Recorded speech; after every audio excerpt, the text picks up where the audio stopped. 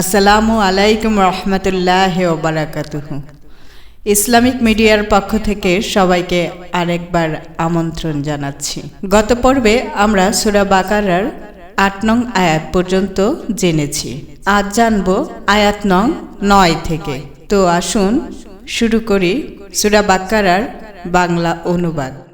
তারা আল্লাহ ও মুমিনদের ধোঁকা দিতে চায়, আসলে তারা ধোঁকা দেয় নিজেদেরকেই, কিন্তু তারা তা বোঝে না। তাদের অন্তরে কঠিন রোগ রয়েছে, আর আল্লাহ তাদের রোগ আরও বৃদ্ধি করে দিয়েছেন। তাদের জন্য রয়েছে যন্ত্রণাদায়ক শাস্তি মিথ্যা বলার কারণে। আর যখন তাদেরকে বলা হয় বিপর্যয় সৃষ্টি করো না দুনিয়া, তখন তারা বলে নিশ্চয়ই আমরা তো কেবল শান্তি স্থাপনকারী। সাবধান, এরাই ফাসাদ সৃষ্টিকারী। কিন্তু তারা তা বোঝে না। যখন তাদেরকে বলা হয় তোমরাও ঈমান আনো অন্যান্য লোকদের ন্যায়, তখন তারা বলে আমরাও কি ঈমান আনবো নির্বোধ লোকদের মতো?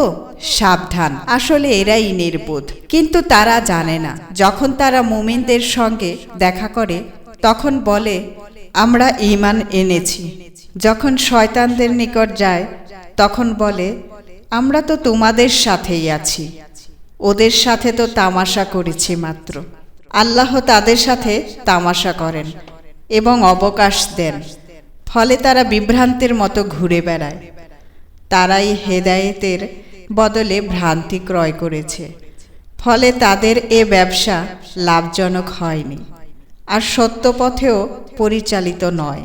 তাদের উপমা ওই লোকের ন্যায় যে আগুন জ্বালালো, তা যখন তার চতুর্দিকে আলোকিত করল, তখন আল্লাহ আলো নিভিয়ে দিলেন এবং ছেড়ে দিলেন ঘোর অন্ধকারে। ফলে তারা কিছুই দেখতে পায় না। তারা বধির, মুখ অন্ধ, তারা আর ফিরবে না। অথবা তাদের অবস্থা সেই পথিকের ন্যায় যে আকাশের প্রবল বৃষ্টিতে পথ চলে, যাতে রয়েছে ঘোর অন্ধকার, বজ্র ও বিদ্যুৎ। তারা বজ্রের ধ্বনিতে মৃত্যুর ভয়ে স্ব আঙ্গুল আপন কর্ণে প্রবেশ করায়। আল্লাহ কাফেরদেরকে ঘেরাও করে রেখেছেন। বিদ্যুৎ চমক যেন তাদের দৃষ্টিশক্তি কেড়ে নেবে। বিদ্যুৎ চমকালে যে আলো বিচ্ছুরিত হয় তাতে তারা হাঁটে, যখন অন্ধকার হয় তখন থমকে দাঁড়ায়। আল্লাহ ইচ্ছা করলে তাদের শ্রবণ শক্তি ও দেখার শক্তি অবশ্যই কেড়ে নিতেন। নিশ্চয়ই আল্লাহ সর্বশক্তিমান।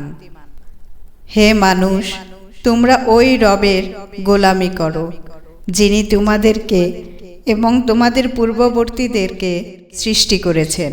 আশা করা যায় তোমরা মুত্তাকি হতে পারবে। এখানে উল্লেখ্য যে লোবানুল নজুলে আয়াত নং 19 সম্পর্কে ব্যাখ্যা দেওয়া হয়েছে যে একদা মদিনার দুজন মুনাফিক মক্কাভিমুখে পলায়নরত অবস্থায় পথে বৃষ্টি বাদল, বজ্রধ্বনি ও বিদ্যুৎ চমকের মধ্যে পতিত হল।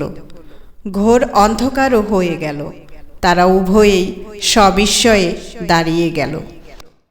বিদ্যুৎ চমকে উঠলে সে আলোতে দু এক পা করে চলত, আবার অন্ধকার হলে দাঁড়িয়ে থাকত। বজ্রধ্বনির ভয়াবহতা মৃত্যু ভয়ে কানের ছিদ্রে আঙ্গুলি গুজে দিত। শেষ পর্যন্ত হতভম্ব হয়ে বলতে লাগলো, প্রত্যুষে মেঘমুক্ত হলে আমরা হজরত মুহাম্মদ সাল্লাল্লাহু আলাইহি সাল্লামের দরবারে গিয়ে তার সত্যিকার গোলামের অন্তর্ভুক্ত হয়ে যাব। অতঃপর ভোরে তারা উভয়ে সেখানে উপস্থিত হয়ে ইসলামের আলোকে উদ্ভাসিত হল। আর নুরুল কুলুব থেকে আয়াত 21 সম্পর্কে ব্যাখ্যা দেওয়া হয়েছে যে পূর্বের আয়াতগুলোতে আল্লাহ তাআলা মুসলমান, কাফের ও মুনাফিক এ তিন সম্প্রদায়ের অবস্থা বর্ণনা করেন। এখন সাধারণভাবে সকলকে সম্বোধন করে তার ইবাদতের আদেশ দিচ্ছেন। হযরত ইবনে আব্বাস রাদিয়াল্লাহু আনহু বলেন, কোরআন মজিদ হে মানুষ, বলে মক্কাবাসীদেরকে এবং হে ঈমানদারেরা বলে মদিনাবাসীদেরকে সম্বোধন করা হয়। এ পর্যন্ত যেন এটাই বলা হলো যে কোরআন একমাত্র পূর্ণাঙ্গ জীবন বিধান এবং এটা দিয়ে কারা উপকৃত হবে, যেহেতু ইবাদতের মূল ভিত্তি দুটি, তৌহিদ ও রিসালত, সেহেতু প্রথমে তৌহিদের বর্ণনা প্রদান করা হয়। আজ এ পর্যন্তই। আগামী পর্বে আবার আমরা আয়াত নং 22 থেকে বাংলা অনুবাদ জানব। ততক্ষণ পর্যন্ত আমাদের সাথেই থাকবেন। আর যারা এখনও চ্যানেলটিকে সাবস্ক্রাইব করেননি তারা তাড়াতাড়ি সাবস্ক্রাইব করে দিন এবং লাইক করবেন এবং অবশ্যই বেশি বেশি শেয়ার করবেন। আপনিও হতে পারেন আল্লাহর বাণী পৌঁছে দেওয়ার বাহক। ভালো থাকবেন এবং সুস্থ থাকবেন এই প্রত্যাশায় আজ বিদায় নিলাম। আল্লাহ হাফেজ।